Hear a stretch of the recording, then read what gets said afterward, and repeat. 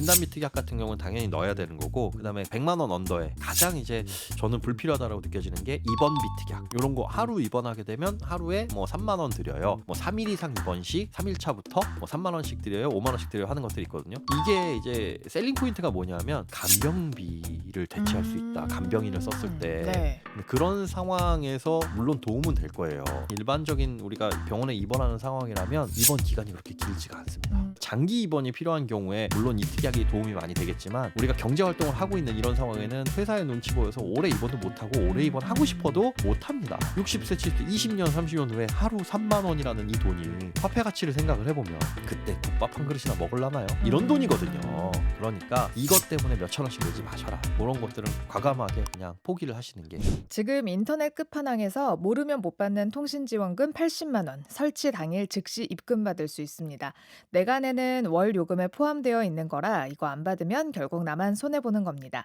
통신지원금 80만 원의 합리적인 요금 설계로 결합 할인 72만 원까지도 놓치지 않고 챙겨준다고 하는데요. 꼭 가입하지 않아도 됩니다.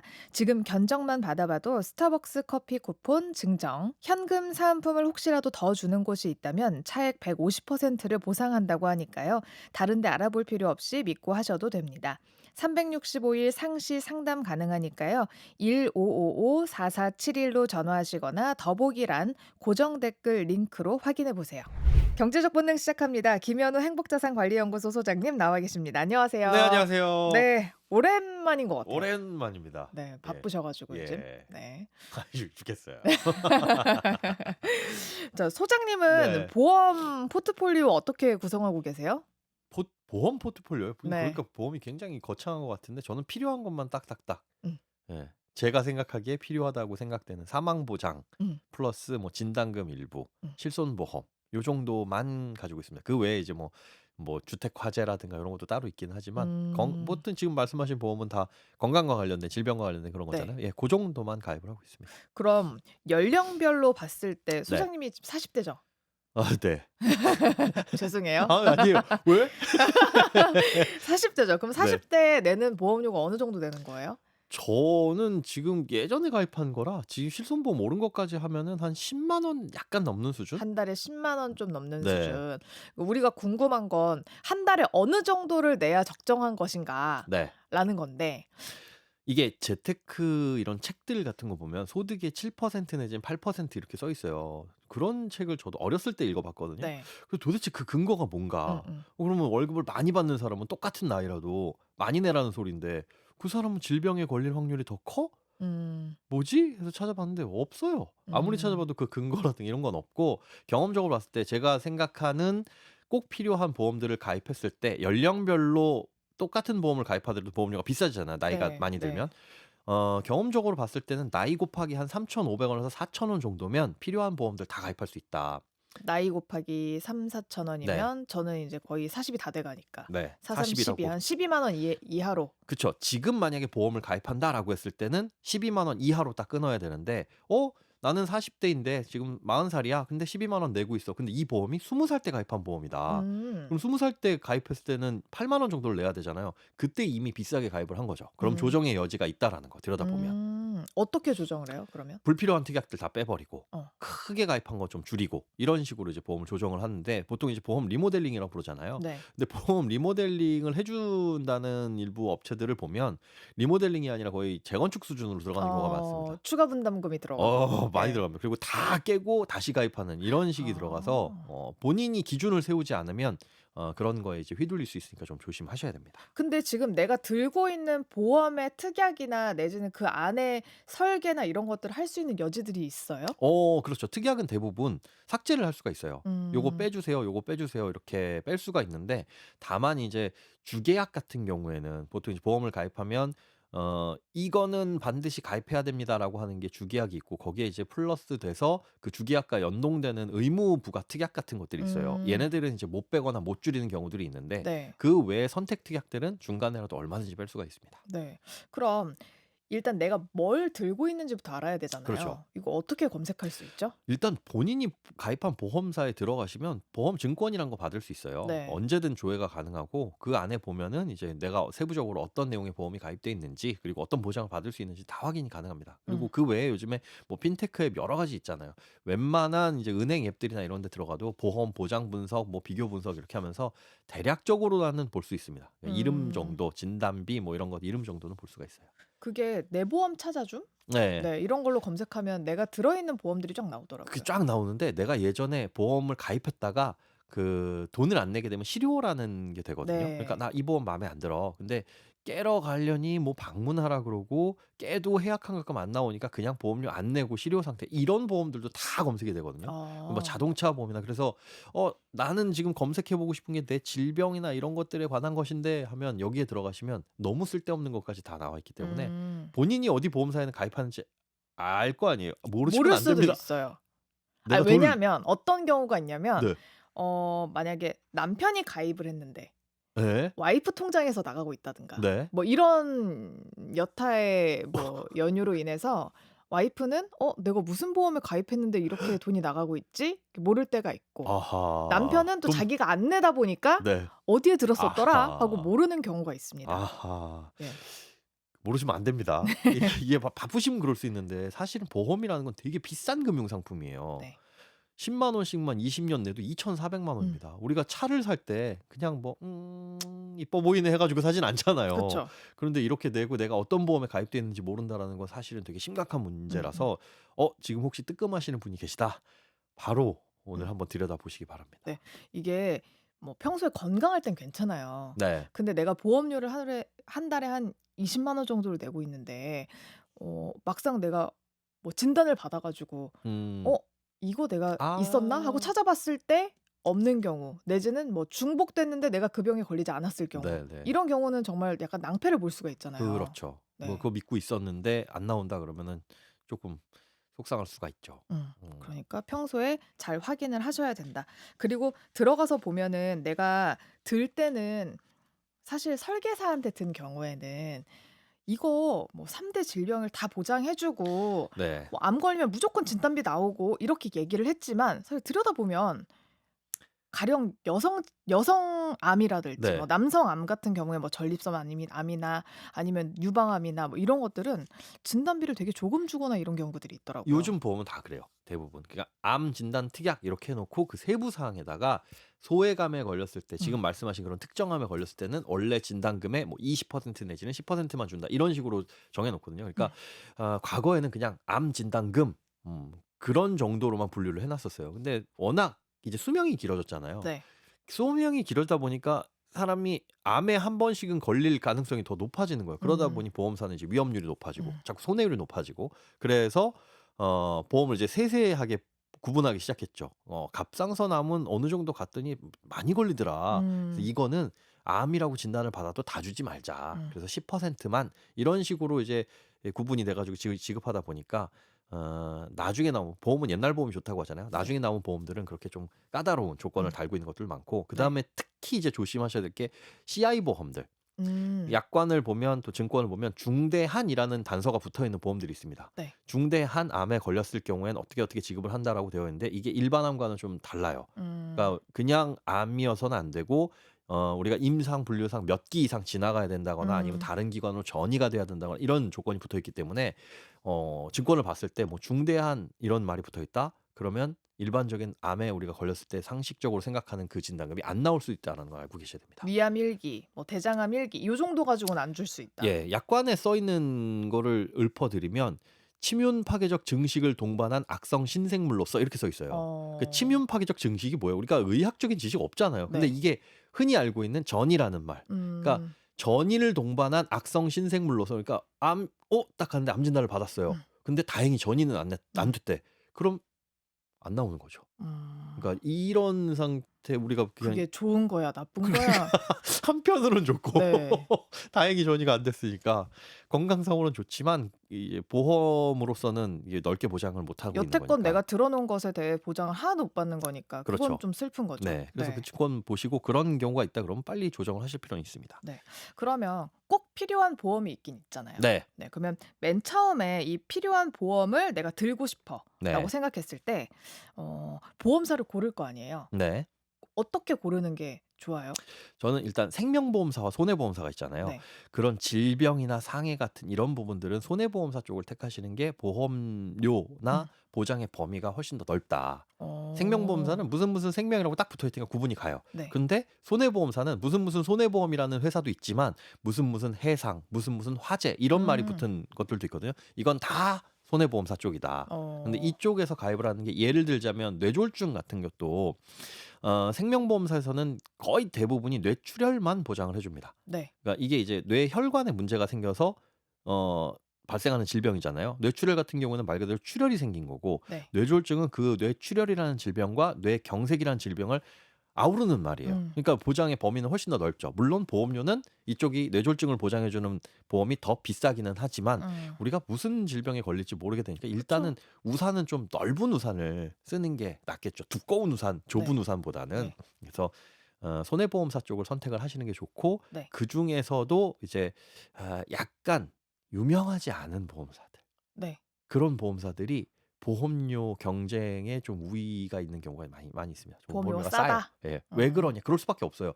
그러니까 우리가 딱 보험하면 이거는 모든 금융산업이 신뢰 산업이지만 보험은 특히나 그래요. 음. 은행은 1년 안에 이 은행이 망할까 안 망할까? 1년 안에 무슨 일이 생기겠어? 딱 직관적으로 감이 오는데 보험은 20년 뒤, 30년 뒤까지 보험료를 내야 되고 내가 100세가 될 때까지 이와 함께 해야 돼요. 그렇기 네. 때문에 신뢰가 진짜 첫 번째입니다.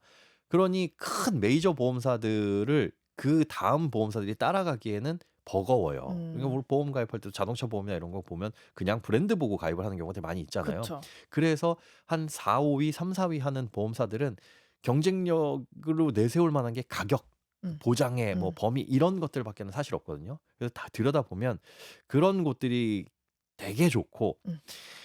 한편으로는 그런 보험사들이 위험한 경우가 많이 있습니다. 그러니까 이게 나와 80년 같이 갈 수 있는 네. 건가? 그런데 과거의 보험사들이 위험해서 다 넘어갔을 때 파산했을 때 그냥 죄송합니다. 저희는 이제 보장 못 해드려요. 우리와 관계는 끝낼게요. 예금자 보호 적용해 드릴게요. 이런 경우는 없었거든요. 다른 음. 보험사로 계약자들이 다 인수해 갔어요. 안 음. 그러면 이제 보험산업 자체가 흔들릴 수 있거든요. 야, 이거 네. 보험사가 무너지면 내 보장이 아예 사라지는 건데 어떻게 믿어? 이런 경우도 있어서 대부분 다 인수를 시킵니다. 그래서 안심하셔도 된다. 지금까지는 그런데 그래서 실제로 최근에 어떤 모 보험사 같은 경우에는 이제 네. 파산 얘기도 나오고 이랬었죠. 근데 거기 보장이 대단히 좋았었어요. 어. 인터넷으로 가입할 수 있는 보험이 '야, 어떻게 이런 보험을 만들 수 있지?' 근데 한편으로 생각하면 '이러니까 문제가 생기지.'라는 생각이 들거든요. 이제 그런 이제 중소형 보험사들 같은 경우에 그러니까 중소형은 아니죠. 음. 비메이저급 보험사 같은 경우에 보장이 좋은 경우들이 많이 있다. 그리고 뭐 믿지 못하는 경우라도 사실상 지금까지 아예 다 뭐 털고 나가는 경우는 없었고 없었습니다. 예. 다른 보험사에서 다 인계를 했었다. 네. 뭐 예를 들자면 제일화재라는 보험사 사라졌죠, 네. 역사 속으로. SK생명 이런 보험사들. 근데 그때 분명히 가입한 가입자들은 어디로 그러니까 간판만 달리했을 뿐이지 다 인수가 다른 됐습니다. 보험으로. 예, 다른 같은 보험사. 조건으로. 같은 조건으로. 와. 그러니까 사실 다른 조건으로 할 수 있다고 되어 있어요. 네. 하지만 그렇게 한 경우는 없었다. 그리고 그 지급률 자체도 많이 차이가 난다면서요. 보험금, 부지급률, 네. 뭐 네. 지급률 이것도 따져보기는 해야 되는데 좀 그래요. 그러니까 보험금을 주기로 했으면 그게 보험사의 가장 큰 의무이기는 한데 이 민원이 가장 많이 발생하는 민원율 이런 것들도 이제 손해보험협회나 생명보험협회 들어가 보시면 비교를 해볼 수가 있습니다. 아무래도 부지급률, 그러니까 보험금을 지급하지 않는 빈도라든가 민원 소송 건수가 많은 보험사는 나중에 조금 골치 아플 수가 있다라는 거는 좀 알고 계시면 좋습니다. 네. 근데 이게 손해보험협회, 네, 생명보험협회 들어가면 공시실에 나와 있어요. 보험사별로 어디가 부지급률이 높냐, 네. 민원율이 어디가 높냐, 요 정도를 뭐 어느 정도 우리가 파악을 할 수 있으니까 네. 그것도 이제 힌트로 가져가시면 좋을 것 같습니다. 자, 그러면 꼭 가입해야 하는 보험들 어떤 것들이 있을까요? 일단 요 전제는 동의하지 않을 수도 있고 동의하신다면 혹은 약간만 동의한다면 살짝 수정해서도 본인의 원칙을 세우셔야 돼요. 그러니까 음. 정답이 있으면 보험은 이렇게 하면 됩니다라고 교과서에 실을 수가 있겠죠. 근데 그게 아니기 때문에 음. 일단 보험이라는 건 절대적으로 비용이다. 음. 자산이 아니다. 한 번 나가면 돌아오지 않는 돈이라고 생각을 하셔야 돼요. 해약하지 않는 이상은 돈이 안 돼. 음. 그런데 보험은 해약하려고 그걸 전제하고 가입하는 건 아니잖아요. 네. 해약 환급률 이런 거 보지 마세요. 음. 해약 환급률이 높은 보험 이건 굳이 음. 내가 처음에 보험을 잘 가입했다면 깰 일이 없는 거잖아요. 그리고 큰 사고들 그러니까 질병이나 상해 그 자체를 막아주는 게 아니라 그런 사고가 발생했을 때 비용적인 손해만 다른 쪽으로 이전시키는 거죠. 이거를 생각을 잘 하셔야 된다. 그래서 암보험을 예를 들자면 암보험을 가입했을 때 암에 걸리면 내가 내 호주머니에서 나갈 돈을 보험으로서 대체한다라는 음. 개념이잖아요. 암 외에 다른 뭐 어떤 질병이나 사고 같은 게 발생을 했는데 내 호주머니에서 나가는 걸로도 충분해. 뭐 굳이 보험금을 받지 않아도 나는 상관없어. 내 음. 가정 경제 무너지지 않아라고 하는 것들은 과감하게 무시하자. 골절 진단금, 네. 실금 갔어요. 네. 발가 문지방에 발을 콱 찧어가지고 음. 너무 아파서 병원에 갔더니 여기 실금 갔네요. 기부스 해야 될까요? 아니요, 그건 뭐 기부스 할 수도 없고 그냥 좀 조심하세요. 그럼 나아요. 이런 경우들이 있어요. 저 네. 예전에 넘어져가지고 꼬리뼈에 금이 갔거든요. 아이고, 아이고. 거기 기부스도 못 한대요. 네. 그런 경우에는 그냥 근데 거기 그럴 때 골절 진단금 10만 원 드립니다라고 하는 보험이 있다면 물론 그게 기분은 좋겠죠. 근데 그거 없다고 해서 가정 경제가 무너져요. 뭐 응급실 내원비. 응급실에 가면 뭐 한 번 갈 때마다 10만 원을 드립니다. 없어도 그만 있어도 그만인 특약이거든요. 그걸 굳이 매달 몇만 원씩 내지 않아도 그게 내가 낼 몇만 수 있는. 원이면 안 할 텐데 몇십 원 몇백 원이에요. 그 보험료가. 아. 그러니 그래 할까? 한 번 정도 받으면 이거 본전 뽑네. 자, 첫 번째 원칙에서 처음 제가 말씀드린 원칙에서 위배되죠. 보험은 돈 벌려고 가입하는 거 아니다. 그런데 있으면 본전 뽑네라는 의식은 결국은 이거를 내가 어떤 비용을 투입해 가지고 뽑아내려는 생각을 갖고 있는 거 아니에요. 이거 버리셔라. 그런 욕심을 조금씩 갖고 있으면 그냥 이 갖고 있는 특약들이 엄청나게 빽빽해져요. 특히나 자녀 보험이 그렇습니다. 아이들 보험이 엄마 보험보다 더 비싼 경우들이 많이 있거든요. 네. 그거 왜 그러냐면 요런 특약 몇십 원인데 몇백 원인데 무슨 학교 폭력 위로금 뭐 이런 거 어떤 모성애와 부성애를 자극해서 야 요즘에 학교 폭력 무섭잖아요. 그래서 그런 일이 발생하면 100만 원 드립니다. 여기에 뭐 20원짜리 특약 이런 식으로 이게 쌓이면 몇만 원이 되는 거거든요. 20원인데 뭐 어때 한 게 이제 몇만 원이 추가가 가랑비에 되는. 옷 젖는 게 진짜 보험에서 음. 바로 드러납니다. 그래서 이런 것들 다 빼시고 몇 천만 원 단위 이런 것들은 사실 있냐 없냐가 굉장히 크게 갈릴 수 그쵸. 있잖아요. 이런 것들만 남겨두시고 나머지는 과감하게 무시하셔라. 음. 그리고 거기서 줄일 수 있는 그 돈으로 차라리 그런 사고가 발생하지 않도록 주의를 기울이시는 게 훨씬 더 이롭다. 이게 돈이 많으면 가입 안 하는 게 보험이에요, 사실. 일론 머스크가 암보험 가입했을까요? 그러게요. 네. 저도 돈이 많다면 그냥 내 돈으로 치료받지. 근데 없으니까 병원비 어떻게 충당해? 근데 10만 원, 20만 원, 100만 원 안쪽의 단위의 그런 보험금들은 과감하게 무시하자. 100만 원 안쪽. 네. 네. 그러면 그 원칙을 세우고 네. 들어야 하는 보험들이 뭐가 있나요? 자, 그럼 이제 치명적인 게 사망 보장. 특히나 결혼하신 분들 자녀가 있다. 이런 경우에는 경제적으로 한 축이 무너지는 거잖아요. 맞벌이를 네. 하더라도. 그러면 이제 크게 문제가 생길 수 있으니 사망 보장을 하되 아이가 경제적인 독립을 할 수 있을 때까지의 나이만. 아이가 만약에 커서 지금 우리처럼 장성해가지고 돈을 벌어요. 그때 이제 부모님이 사망했을 때 그게 경제적인 타격이 가냐? 아니죠, 전혀. 뭐 사망보험금이 나오면 좋지만 그게 공짜가 아닌 이상엔 아이들이 요 정도 25살 정도면 알아서 취업해서 먹고 살 수 있겠지. 그 정도 내 나이가 얼마지? 그때까지만 보장을 받는 기간을 그거 정해놓고 보수적으로 해요? 아니면 좀 크게 잡아요? 그냥 성향이기는 한데요. 네. 보수적으로 하는 게 그래요? 요즘에는 막 30까지 취직 못하는 사람 되게 많으니까. 우리 아이를 보기에 네. 그럴 것 같다 생각이 되면 그럴 것 같다 생각이 되면 아니 뭐 예를 들어 제가 네. 이제 곧 마흔인데 네. 아직 애가 없잖아요. 네. 그러면 애가 생겼어. 그러면 네. 40에 애를 낳은 건데 60까지 잡냐 70까지 잡냐 요런 고민인 거죠. 65 좋네요. 65 65 알겠습니다. 정도. 절반에서 네. 합의 보는 그러니까 걸로. 보험료 이것도 생각을 하셔야 돼요. 그럼 그렇게 가입을 할 때 보험료는 어떻게 낼 것이냐. 기간 내내 전기간 동안 그걸 전기납이라고 하거든요. 그러니까 65세까지 보장받을 거니까 앞으로 25년이잖아요. 네. 25년 동안 보험료를 내는 것으로 절대 당겨내지 말아라. 요렇게 해놓으면 자 63세쯤 됐어요. 아 이제 필요 없어. 애 취업했네. 그럼 그때 그냥 과감하게 깨버리세요. 예. 미리 낼 필요가 미리 낼 필요 없다. 없다. 미리 내면 물론 전체적인 보험료의 총액은 적습니다. 음. 그런데 미리 한 10년을 땡겨냈어요. 근데 12년 차에 사망하면 얼마나 억울해요. 안 내도 될 보험료 다 땡겨내고 사망했으니. 예, 그런 식으로 생각을 하셔서 그냥 필요한 기간에 난 지금 이거 필요해. 우리가 집에서 쓰는 휴지 필요하면 그때그때 사서 쓰잖아요. 물론 두루마리 휴지를 30롤 이걸 세 봉투 그러니까 90롤을 사면 더 쌉니다. 어디 쿠땡에서 이제 파는 것들 보면 대용량으로 사면 더 싸네. 그렇다고 집에 막 열 팩씩 사가지고 사서 쓰진 않잖아요. 필요할 때. 그렇죠. 예. 마찬가지로 조금 아낄 수는 있어요. 땡겨서 내면. 근데 굳이 그럴 필요 없다. 그리고 뭐 그럴 수 있잖아요. 내가 애를 낳았는데 한 15에 장원영이 됐어. 그럼 더 이상 부을 필요가 없잖아요. 순간에 정적 이렇게. 그거 너무 티라. 이거는 S인가? S와 N의 문제인 것 같기는 한데 뭐 그렇게 해서 중간에 내 아들이나 딸이 돈을 갑자기 잘 벌 수도 있으니까 그렇죠. 나의 사망보험금이 굳이 얘한테 필요하지 않은 경우에는 내가 50에도 이걸 깰 수 있다. 그렇죠. 그리고 중간에 더 필요한 경우도 있어요. 우리가 빚을 내가지고 집을 산 경우. 주택담보대출이 갑자기 생겼어. 근데 내가 만약에 사망을 해서 원리금 상환이 부담되면 이 집을 팔 수도 있어요, 사실은. 그런데 애가 지금 한 중3이야.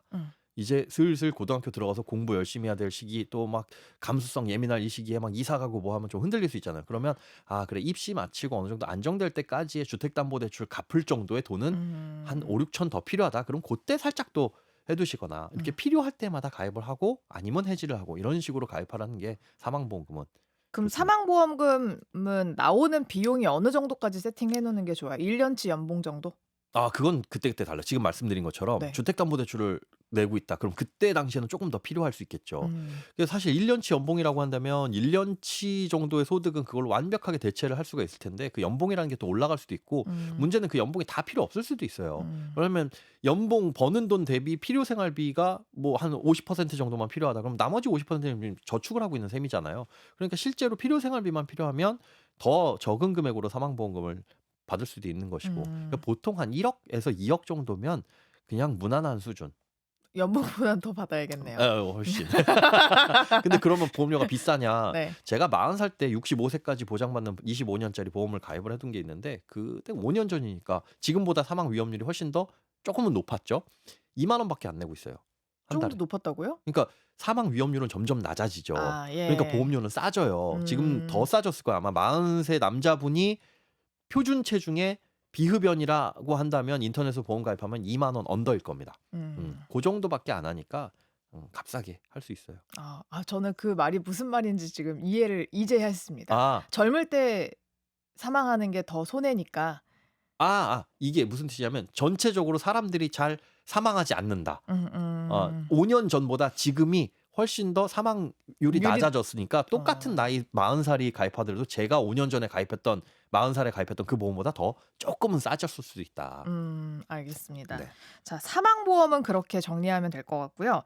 또 필요한 보험 이제 진단비들 그 크게 그리고 발병 확률이 높은 뭐 이런 것들 있잖아요. 그런데 암, 뭐 뇌 관련 질환, 뇌졸중이라든가 뭐 뇌혈관 질환, 그다음에 심장 질환 같은 경우 이런 것들 3대 성인병이라고 하는데 이런 것들은 이제 필수적으로 가입을 해주세요. 보통 이제 진단비 한 3천만 원 정도, 한 10년 전쯤엔 한 2천이면 충분해요라고 했지만 보험금은 사실 그거거든요. 많은 돈이 나올수록 좋은 치료 받아요. 비급여 치료.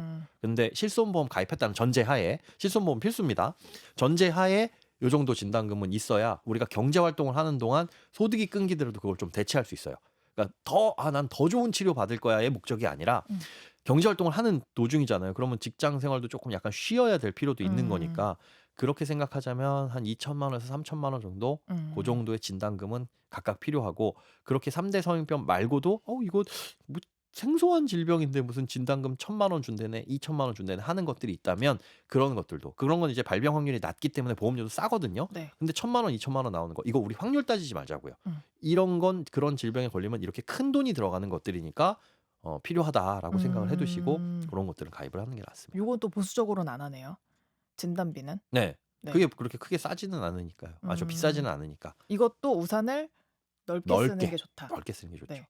보니까 요즘에는 암도 똑같은 뭐 항암 치료가 아니라 어디에 더 비싸고 좋은 치료들이 있더라고요. 어 근데 그게 보장이 되는 경우가 있고 안 되는 경우가 있던데. 그 대표적이니까 중입자 치료. 그거 맞아요. 꿈의 암 네. 치료라고 하는 네. 거 진짜 한 10번 정도만 받으면 암이 그냥 씻은 듯이 음. 낫는다라는 치료가 있어요. 근데 대신 엄청 비싸다고 하더라고요. 한 번 그 치료를 받는데 3분 정도 걸리는데 네. 이때 500만 원에서 한 600만 원 정도가 들어간다고 합니다. 네. 문제는 그렇죠. 모든 암에 이게 해당이 되질 않아요. 의사 음. 선생님이 또 판단을 해서 이거는 중입자 치료로 치료가 가능한 암입니다. 혹은 중입자 치료를 해야 되는 암입니다라는 판단이 있어야 가능한 거고 그럼 그런 판단이 있으면 아무 병원에서나 다 되냐?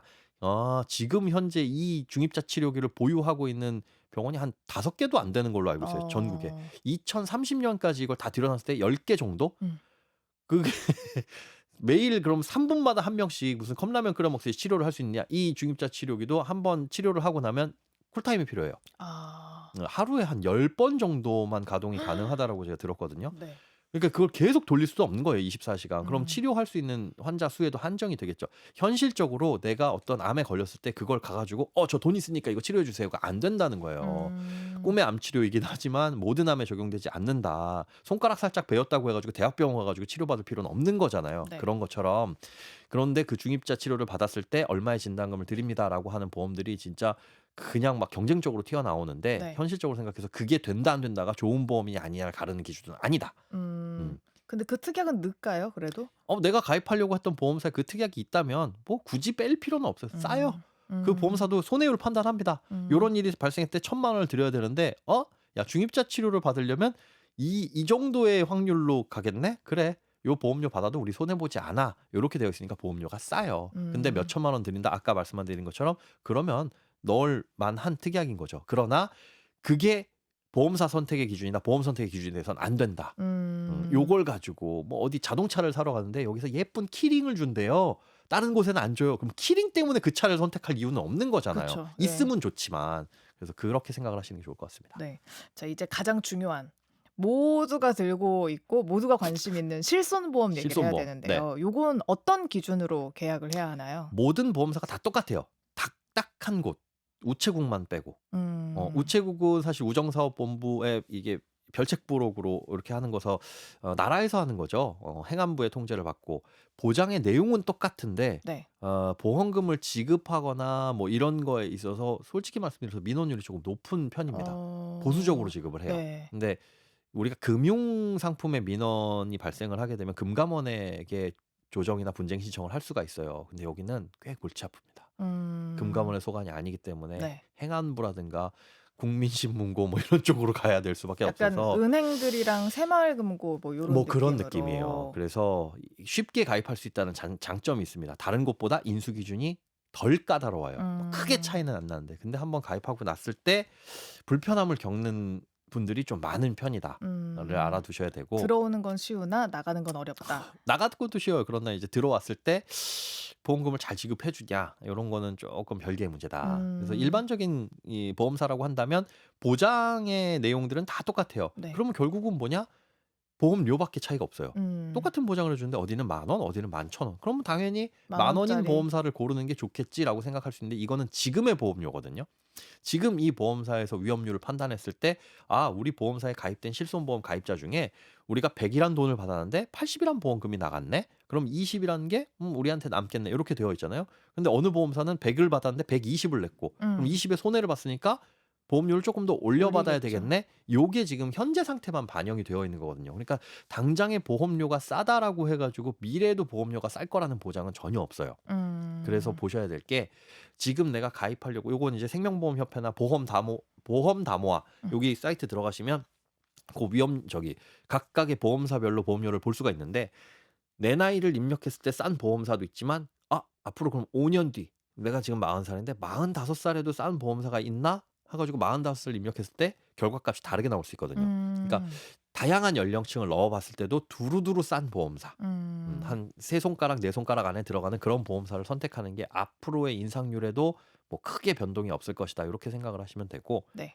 고거 외에는 특별히 실손보험을 가입하면서 뭐 비교를 해 보거나 까다롭게 하실 거는 딱히 없습니다. 여기에서 오래된 질문이 있죠. 네. 세대. 1 세대, 2 아. 세대, 3 3세대, 세대, 4 4세대. 세대. 네. 네. 요거는 어떻게 선택해야 할 것인가? 지금은 사실 1 세대 실손보험을 가입할 수는 없죠. 네. 지금 나오는 4 세대 이제 곧 나올 5 세대 실손보험밖에는 못 가입하는데 그럼 고민이 그거예요. 1 세대, 2 세대 가입하고 계신 분들은 그다음 세대로 갈아타야 되느냐. 저는 안 갈아타고 있어요. 음. 그런데 언젠가는 갈아탈 겁니다. 음. 그게 멀지 않을 거예요. 왜냐하면 1 세대, 2 세대 실손보험은 혜택이 상당히 좋아요. 음. 그래서 갈아타라고 하는 사람은 "이건 나쁜 놈이야."라고 얘기를 할 수도 있는데 맞아요. 도수 치료 받으러 가면 1 세대 실손보험 같은 경우에는 뭐 5천 원 요 정도만 내게 되면 몇십만 원짜리 치료를 그냥 받을 수 있고 네. 입원하게 되면 내 돈 한 푼도 안 들어가고 그런데 그 보험료 자체가 비쌉니다.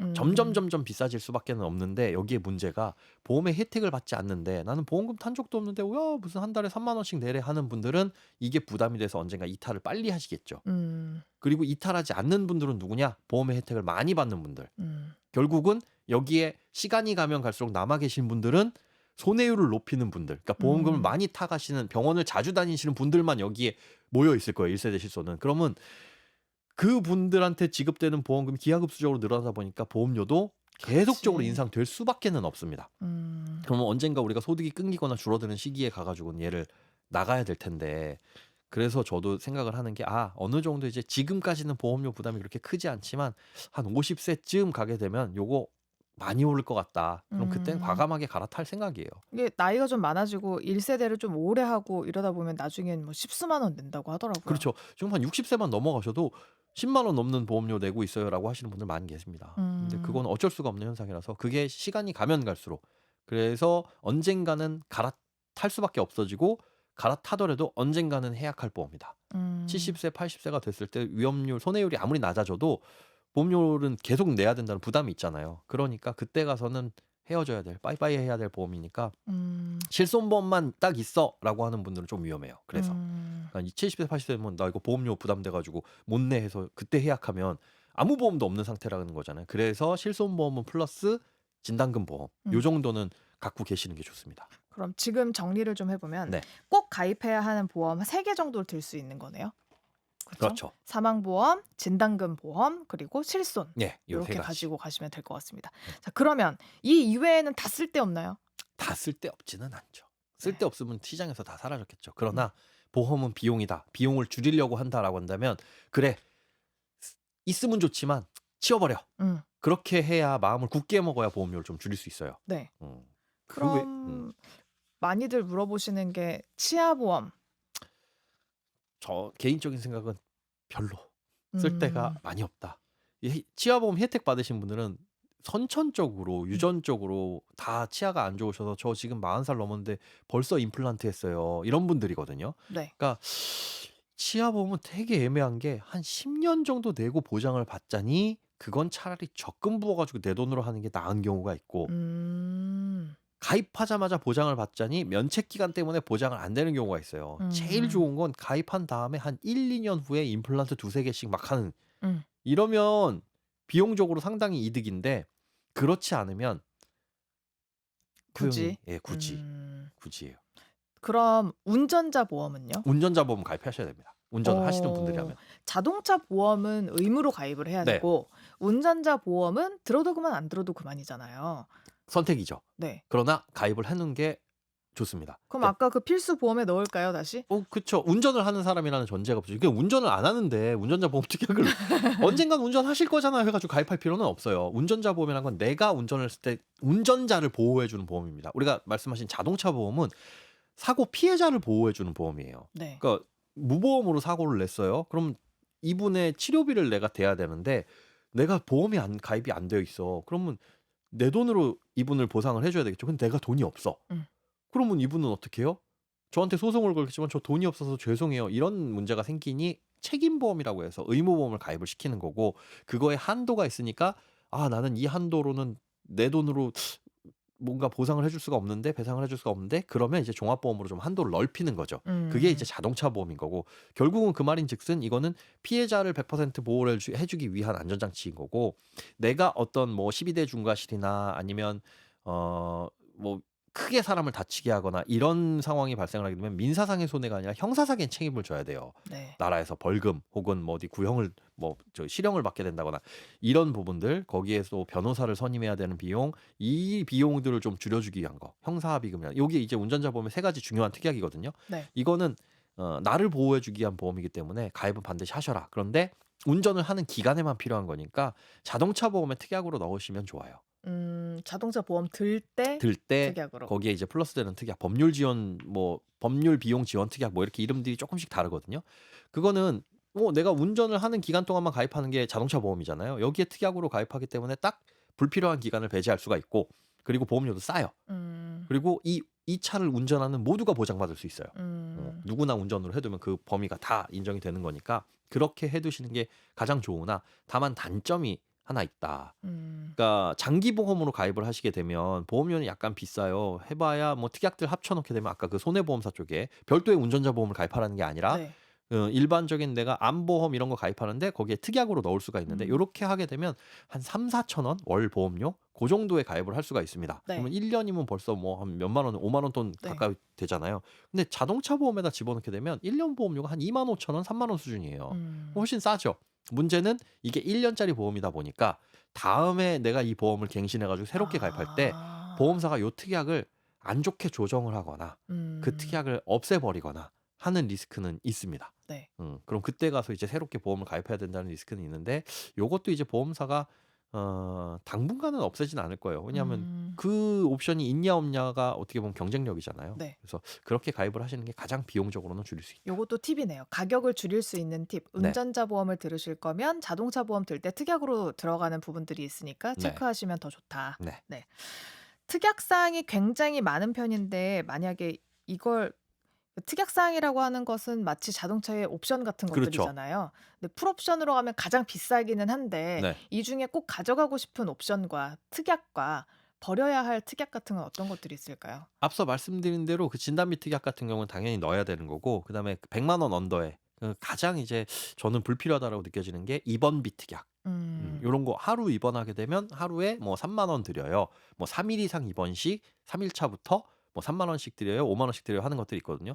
이게 이제 셀링 포인트가 뭐냐면 간병비를 대체할 수 있다. 간병인을 썼을 때. 네. 근데 그런 상황에서 물론 도움은 될 거예요. 네. 한 5만 원 나오는 게 도움은 되겠는데 그것도 기간이 길어지면 꽤 큰 부담일 테니까.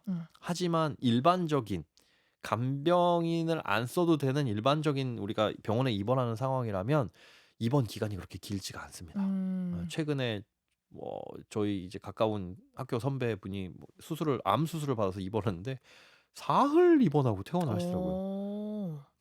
거의 그렇죠. 혼자 걷지 못하는 상태에서 퇴원을 시켜버리더라고요. 아, 자리에 베드가 없어서 그래요. 네, 네. 맞아요. 베드 아나운서님이 베드, 네. 침대. 네. 침대가 없어서 병상이 없기 때문에 그냥 이 정도면 집에 가서 회복하세요. 그리고 추가적인 치료는 통원으로 하겠습니다. 이렇게 결정을 내는 경우가 많아요.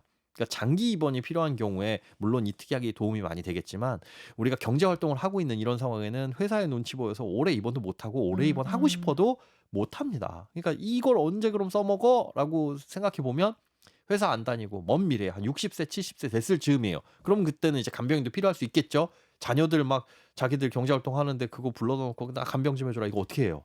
그런데 60세, 70세, 20년, 30년 후에 하루 3만 원이라는 이 돈이 화폐 가치를 생각을 해보면 그때 국밥 한 그릇이나 먹을라나요? 이런 돈이거든요. 그러니까 이것 때문에 몇천 원씩 내지 마셔라. 그런 것들은 과감하게 그냥 포기를 하시는 게. 근데 애기들은 좀 필요하지 않아요? 애기들도 딱 그겁니다. 입원할 일 많거든요. 음. 조금만 열나고 그래도 뭐 병원에서 입원하고 그게 딱 그거예요. 이 돈이 없어도 실손보험으로 충분히 충당이 가능한데 있으니까 쏠쏠해. 그러면 돈 벌려고 하지 마라. 이게 돈을 꼭 벌려고는 아닌데 요거 짭짤한데 우리의 효자야. 밤에 연락 가지고 응급실 갔어. 처음엔 막 마음도 아프는데 별일 아니래. 그냥 뭐 태열 정도고 애들은 흔히 있는 거래. 근데 응급실 갔다 왔더니 보험금 청구하니까 내 돈 나간 건 뭐 실손보험 이렇게 해가지고 한 10,000원 정도밖에 안 되는데 한 20만 원 벌었어. 돈을 벌었다는 것 자체가 보험이 뭔가 과하다는 거예요. 그렇게 생각을 하셔야지 그래야지 줄일 수 있습니다. 치매 간병비 보험. 이것도 극과 극이에요. 치아보험 같이 타실 수 있는 분들 타는 분들은 상당히 효율이 있는데 그냥 막연하게 나는 치매 좀 걸리면 이런 일이 생겼을 때 나 어떻게 해야 될까 이걸 걱정하시는 분들은 일단 공부를 하셔야 될 게 장기요양보험부터 공부를 하셔라. 음. 국민건강보험에 밑에 보면 장기요양보험료 내 가지고 찔끔 보험료 몇천 원 뭐 나가는 거 있잖아요. 다 내고 있어요. 다 내고 네. 있어요. 네. 예. 우리가 국민건강보험 가입돼 있으신 분들은 그만큼씩 내는데 장기요양보험 검색해 가지고 들어가시면 PDF로 된 책자를 다운로드 받아볼 수 있습니다. 장기요양보험의 혜택이 어마무시해요. 음. 그 등급 판정을 받게 되면 요렇게 국민건강보험과 거의 비슷한 구조로 되어 있습니다. 우리가 감기에 걸려서 병원을 갔어요. 그러면 영수증을 떼보면 공단 부담금 얼마, 음. 그다음에 본인 부담금 얼마 이렇게 되어 있잖아요. 네. 원래는 보험이라는 건 우리가 보험료 치료비를 지불하고 공단에다 청구를 해 가지고 보험금을 받는 건데 국민건강보험은 그런 절차 다 생략하고 치료를 받으면 병원으로 보험금을 지급해 주는 구조죠. 그래서 그거 빼고 본인 부담금만 딱 내는 건데 장기요양보험도 마찬가지거든요. 어떤 등급을 받게 됐을 때 시설에 들어가거나 요양보호사를 부르거나 하게 되면 거기에 들어가는 비용 중에 얼마를 떼고 나머지만 내가 부담하는 요런 구조인데 치매보험이나 이런 것들이 그 장기요양보험에 어떤 등급을 받느냐 이걸 전제로 되어 있어요. 그러면 그 등급을 받았을 때 내가 부족한 부분이 얼마 있느냐? 충분히 내가 가진 돈으로도 커버할 수 있어. 이 치매 등급 받았을 때 요양보호사 쓰거나 이럴 때 보험금을 받으면 어느 정도 도움이 되겠지만 그걸로 내야 될 돈이 한 달에 20만 원이다. 음. 1년이면 240만 원이고 10년 내면 2,400만 원을 돈을 내야 된다. 그럼 차라리 그 돈을 투자를 해가지고 모으는 게 낫지 않을까. 그런 생각이 드네요. 알겠습니다. 자, 보험 설계사 통해서 가입하는 게 좋은가요? 다른가요? 다이렉트 보험과? 다릅니다. 그러니까 사망보험금 같은 경우는 무조건 인터넷으로 가입하시는 게 좋아요. 네. 왜냐면 사망이라는 거는 뭐 가릴 게 없어요. 그냥 사망 진단서 떼면 주는 거니까 분쟁의 소지도 크게 없고. 네. 그런데 그냥 일반 질병보험 같은 경우에는 특약이나 보험의 구성이 인터넷 보험하고 설계사 보험하고 채널별로 달라요. 인터넷에서 가입하는 보험 보면 10년 만기 보험, 짧은 것들이 대부분입니다. 네. 그건 그냥 주로 가격으로 경쟁해요. 그럼 이거와 똑같은 그러니까 설계사가 추천해 주는 보험과 똑같은 보험을 인터넷에서 가입할 수 있느냐? 없어요. 그럼 설계사분들 먹고 살기가 힘들어지겠죠. 그러네요. 예. 그래서 그 채널별로 판매된 가전제품하고 똑같아요. 인터넷에서 파는 냉장고하고 우리 대리점 가서 파는 냉장고 똑같이 외관이 똑같이 생겼는데 이거는 뭐지? 왜 가격이 조금 달라요? 그러면 거기서 파는 건 얼음이 안 나옵니다. 이게 아주 핵심 기능들을 살짝 달리 해놓거든요. 보험도 마찬가지예요. 근데 경험적으로 봤을 땐 설계사분들이 파는 보험들이 가장 폭넓어요. 그러니까 옵션의 선택의 폭이 넓다. 그 인터넷에서 가입하는 게 10년짜리 이렇게 좀 단기인 보험들이 많이 있기 때문에 잘 찾아보시면 장기보험도 있기는 있습니다. 네. 있기는 있으니까 그 품은 좀 파셔야 된다. 근데 네. 뭔가 하나 부족한 것들이 좀 있어요. 그리고 우리 보험 들면 직장인분들 나중에 연말정산 받을 수 있죠. 네. 하지만 그 보험료는 연간 최대 100만 원까지. 그러니까 자동차 보험 좀 가입하고 실손보험 정도 가입해 놓으면 이미 그 100만 원 한돈 꽉 채웁니다. 그러니까 이거는 뭐 보험을 난 가입하고 있어 정도면 누구든. 네. 자, 오늘 보험 정리를 좀 해봤는데요. 정리를 조금 해보면 일단 보험은 돈을 벌려고 하는 게 아니다. 아니다. 네. 그리고 꼭 들어야 하는 보험은 사망보험, 진단비보험, 그리고 실손 정도가 있고 네. 여기에 운전하시는 분들은 운전자 보험 정도 추가할 수 있고 네. 꼭 뺐으면 하는 특약으로는 뭐 입원비, 골절비 이렇게 골절비. 100만 원 이하의 소소한 특약들. 그거 보험료 얼마 안 해요. 그 얼마 안 하는 보험료가 쌓여가지고 몇만 원이 되고 수십 년에 걸쳐서 몇백만 원이 되는 겁니다. 알겠습니다. 이렇게 정리를 하면 될 것 같습니다. 지금까지 김현우 행복자산관리연구소 소장님과 이야기 나눠봤습니다. 고맙습니다. 네, 고맙습니다.